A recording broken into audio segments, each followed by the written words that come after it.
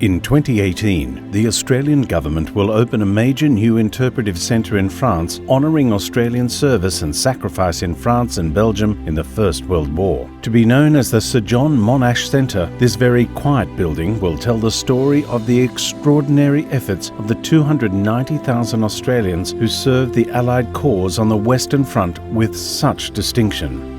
The existing Australian National Memorial at Villers-Bretonneux in the Somme district in northwestern France is widely regarded as the most important Australian memorial on foreign soil. Designed by Sir Edwin Lutyens and dedicated in 1938 in the presence of King George VI, this has since been a place of profound significance to the commemoration and remembrance of Australia's contribution to the First World War. The new Sir John Monash Centre will rest gently beside the memorial, complementing both its form and function. Paramount to its design is the way in which it complements Lutyens' unifying geometry. From the new car park, visitors approach the Stone of Remembrance, where they are silently greeted by more than 1,500 graves of the fallen, whose headstones stand sentinel in the cemetery.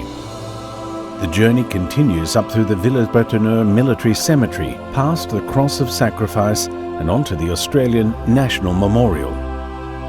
Lutyens' intended terrace paths are finally built, so completing the memorial on which are inscribed the names of more than 10,700 Australians who died in France during the First World War and who have no known grave. The Somme Valley battlefields can be seen from the memorial's tower, a lasting tribute recommended by General Sir John Monash. The proposed design respects this view by roofing the new centre with a simple meadow, a floating field representing the Australian contribution to the shared tragedy of the First World War.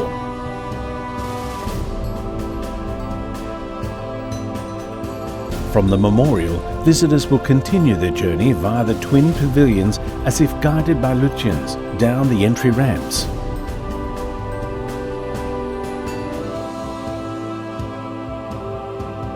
The trench-like experience of the entry draws you downward towards dark and sombre entry chambers.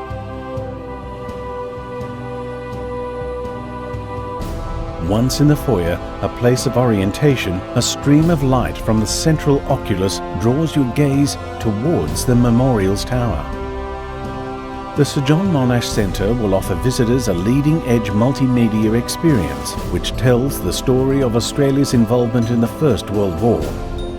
Galleries provide the visitor with a range of immersive, interactive and informative displays which tell the story of Australia before the war and the reasons why Australia went to war, where and when Australia fought on the Western Front and how its contribution on the battlefields contributed to the eventual Allied victory. The distinctive character of the Australian Imperial Forces and the experience of the men and women who served on the Western Front. The impact of the war on those who served, their country Australia and their families.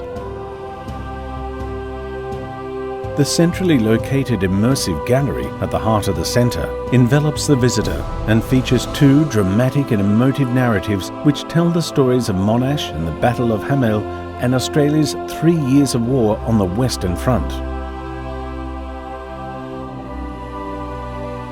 Once back in the foyer, visitors continue their axial journey eastwards through a darkened space that leads past the cafe and multi-purpose space towards the rising sun emblem and into the light-filled courtyard.